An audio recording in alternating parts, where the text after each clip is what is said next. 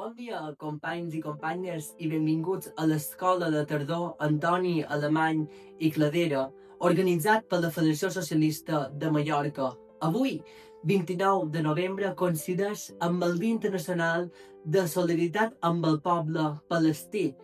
Aquesta data ens ha de fer recordar que darrere cada conflicte hi ha persones, hi ha històries, hi ha drets humans que s'han vist vulnerats. Avui la temàtica que tractarem seran els discursos d'odi. Farem un anàlisi, veurem quin impacte tenen a la nostra societat i també veurem quins recursos i polítiques se poden fer des del socialisme. És important veure d'on neix aquest odi, després com s'esparceix per la nostra societat i el més important és saber com combatir-ho, com hem de reaccionar per evitar aquest exaltament d'aquests discursos. Com a demòcrates és molt important lluitar en contra la dreta i contra també l'extrema dreta. És molt important estar en el costat de la democràcia, que avui en dia se veu un poc afectada i un poc més feble. Antoni Alemany i Cladera va ser una persona coherent, una persona compromesa i una persona que lluitava pels drets i les llibertats.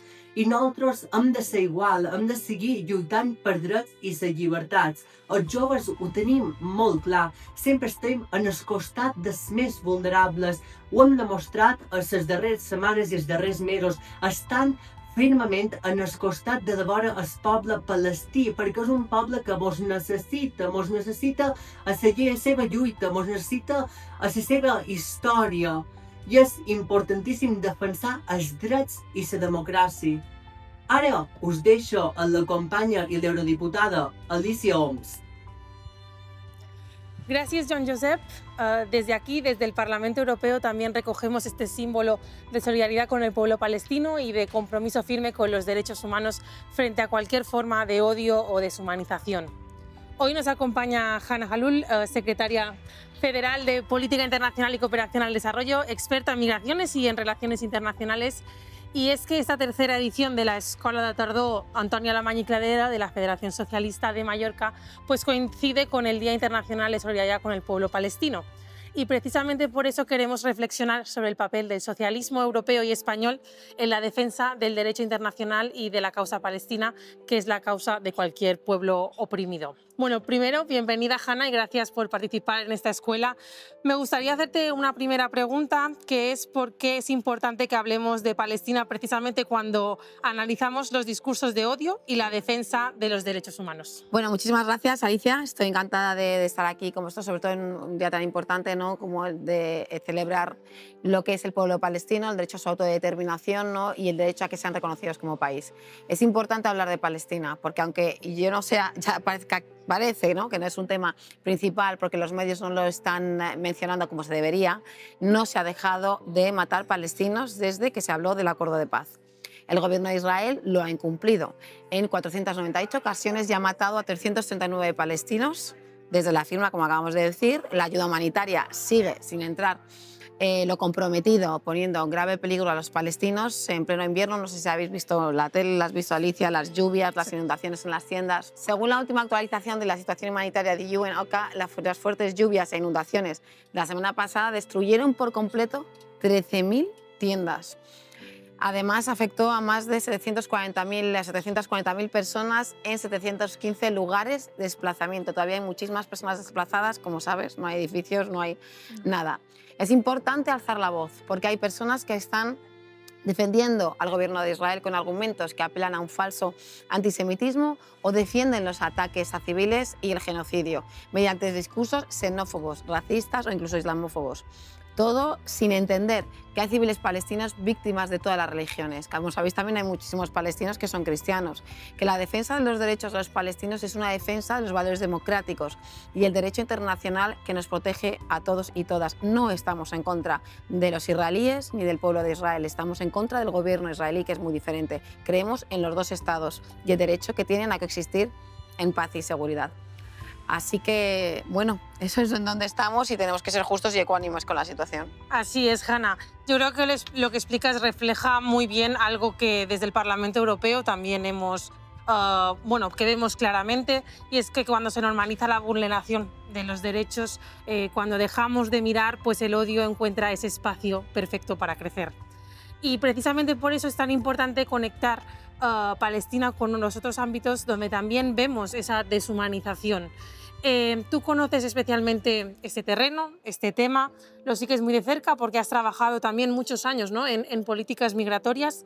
Así que me gustaría preguntarte desde tu experiencia cómo podemos desde las instituciones europeas y también las fuerzas progresistas contribuir a defender pues, el derecho internacional y los derechos humanos del pueblo palestino al mismo tiempo que combatimos pues, cualquier otra forma de odio. La clave es dejar de deshumanizar a las personas. Y en mi experiencia como secretaria de Estado de Migraciones del Gobierno de España, sabéis que traté muchos de estos temas. Había muchísima, absoluta deshumanización con el tema migratorio, que también sabéis que es algo muy recurrente en los discursos de Vox, de los migrantes y sobre todo los que están en situación irregular, les llamamos personas ilegales. No existen las personas ilegales, existen las personas en situación de irregularidad documental, pero nunca ilegales, porque ningún ser humano es ilegal.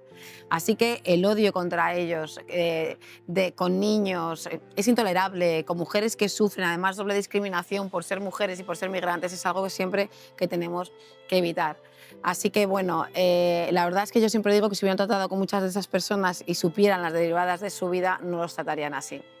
Y de hecho, gracias a la actividad que hicimos en el Gobierno, ¿no?, y a estas leyes garantistas que hicimos, mejoramos la regularización de muchos de ellos, mientras las empresas privadas, y en privado, nos lo agradecían, empresas privadas y no privadas, quiero dejarlo claro, pero que sí en privado nos agradecían, ¿no?, los beneficios de la regularización de las personas inmigrantes que además aportan a nuestra economía, además pagan impuestos, aseguran nuestras pensiones y son parte ya de lo que somos. No debemos mirarlo solo desde un punto de vista economicista, porque son parte de nuestra sociedad y aportan. Así que con los palestinos pasa lo mismo. La deshumanización y la conversión de miles de personas en cifras insignificantes es muy triste. A veces lo tratamos como tal. Tienen nombres, tienen padres, tienen hijos, tienen tíos, tienen sobrinas, como nosotros, ¿no?, y nosotras. Así que entre las víctimas hay familias, niños destrozados, además niños, como bien sabéis, con muchas amputaciones, ¿no?, pues de brazos, de piernas, sin futuro. No ven un futuro claro, porque ¿quién les va a garantizar un futuro en la situación en la que están y lo necesitan seguridad? No tienen padres.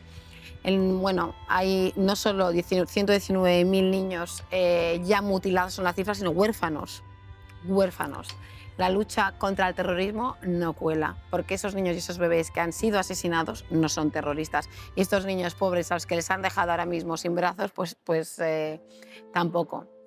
Otra cosa que yo creo que es muy importante decir, porque se generaliza mucho con temas que no son realidades, es que, por ejemplo, en Cisjordania no está Hamás y el gobierno de Israel está ocupando las casas de personas, deteniendo a ciudadanos por sus redes sociales, con leyes, además, hay detención, lo que llamamos detención e irregularidad de palestinos que pasan años en las cárceles sin juicios.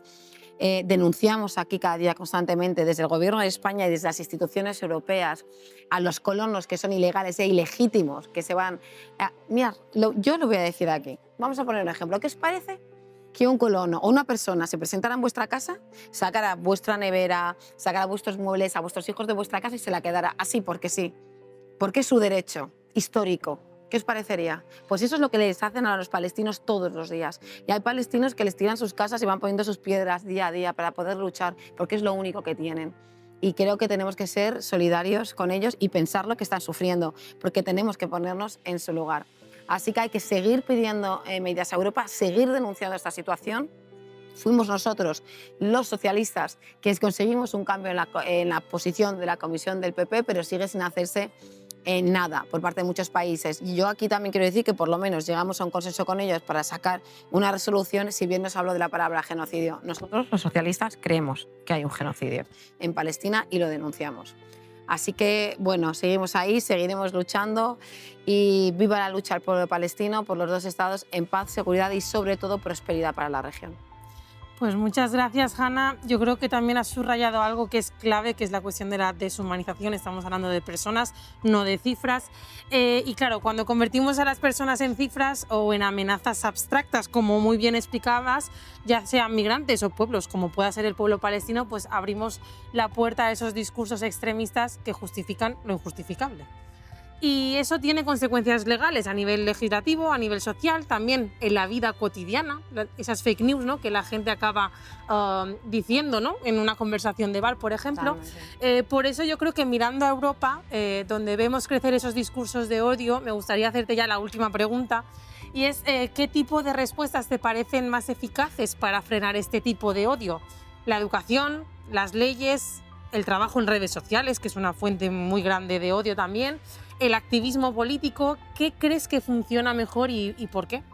Bueno, yo creo que todo lo que has dicho es importante, Alicia. Todo eso. Necesitamos todas las fórmulas y a la vez necesitamos más información, más veraz. Y bueno, siempre hablamos de eso. No es difícil encontrar mucha información veraz, pero tenemos sentido crítico, podemos informarnos y eso es importante, ¿no? Es alarmante el nivel de desinformación repetida, discurso de odio, y nosotros tenemos que posicionarnos sobre todo con las personas que son vulnerables y que más nos necesitan, ¿no? Vemos ahora como las redes sociales castigan las menciones, por ejemplo, a Gaza, a Palestina, ¿sabes? Eso es la verdad que muy preocupante. Meta ha eliminado cuentas de periodistas palestinos muertos con todos sus reportajes. Se limita el acceso a las imágenes e incluso impide que se pueda acceder a ellas. Es importante enseñar, pero también hay que hacer ruido. Yo creo que la sociedad civil tiene un gran rol aquí. Las protestas en las calles, que pueden cambiar el sentido de muchas de las políticas que se están haciendo, ¿no? Que los gobiernos se den cuenta que la gente no es tonta, que la gente lo ve, que la gente se alarma, que la gente está en la calle. Así que hago una llamada a la sociedad civil. Creo que hemos dado un ejemplo increíble en todo el mundo con grandes manifestaciones. Eso no puede dejar de hacerse. Hay que hacer ruido y parte del acuerdo de octubre, bueno, también fue consecuencia, ¿no?, de ese desprestigio público al gobierno de Israel, y hay que seguir denunciando por todos los medios el genocidio, la desigualdad, la injusticia y sobre todo que a día de hoy todavía haya países que no reconocen el Estado palestino. Si creemos en los dos estados, como creemos los españoles y creemos a nivel Europa, esta es la política de posición europea, debemos todos reconocer el Estado palestino. Muy orgullosa aquí de nuestro presidente Pedro Sánchez, que fue el primero que lo hizo cuando era muy difícil. En aquellos tiempos no siempre la acompañó de todo el mundo. Ahora es más fácil, entonces era difícil y había que ser valiente. Y estuvimos en el lado correcto de la historia. Por supuesto. Pues muchas gracias, Hanna, por esta conversación y por todo Gracias tu trabajo desde el Parlamento Europeo y también desde la Secretaría Federal de Política Internacional, que haces un trabajo. A ti lo mismo. También, bueno, pues eso, en defensa de los derechos humanos y de nuestros valores, que son los valores socialistas. Com deia el company Joan Josep al començament del vídeo, darrere cada conflicte hi ha persones i drets humans que s'han vist atacats i les socialistes han de continuar al costat de les més vulnerables defensant la democràcia. Des del Parlament Europeu volem enviar una abraçada molt especial a totes les persones que participeu d'aquesta escola de tardor, Antoni Alemany i Cladera. Antoni Alemany va ser un exemple de coherència, un mallorquí en compromís democràtic i de defensa de la dignitat humana, uns valors que continuem necessitant i reivindicant davant l'avanç dels discursos d'odi i de la desinformació. Que aquesta escola vos serveixi per analitzar, debatre i construir respostes polítiques que posin sempre les persones en el centre, a les nostres barriades, als nostres pobles i a tota la Mediterrània, també a Palestina. Vos desitjo una molt bona jornada de treball i de reflexió. Muchas gracias, Ari. Gràcies.